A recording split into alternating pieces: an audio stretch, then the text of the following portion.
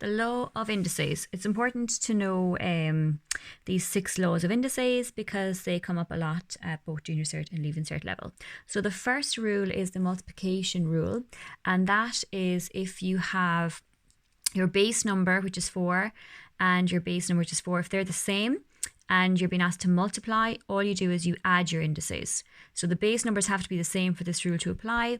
And once they are, you just simply add your indices and you have 2 plus 3, so 4 to the power of 5. Normally, you're just going to be asked to leave it like that. You could work it out in your calculator if you wanted, just putting in 4 to the power of 5. So you're just going to have 4 to the power of 5 and you're going to get 1024. But normally they want you to leave it in this form. It might say in the exam, leave it in the form a to the power of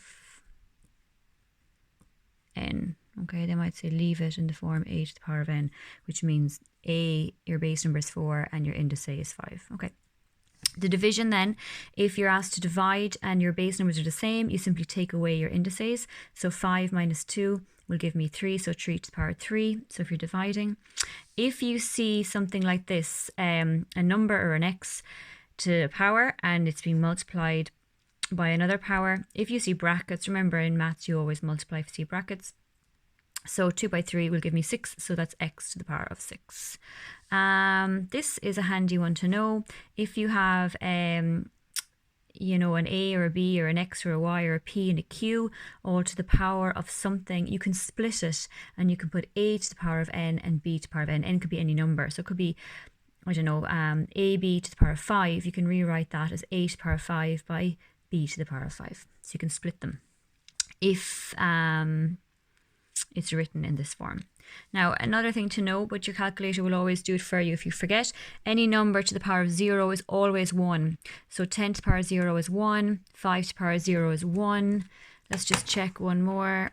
Let's go 8 to the power of 0, and it's 1. So any number to the power of 0, handy to know, especially when you're dealing with algebra, x's and y's. If you have a to the power of 0, it's 1, x to the power of 0 is 1, y to the power of 0 is 1. That's important to know.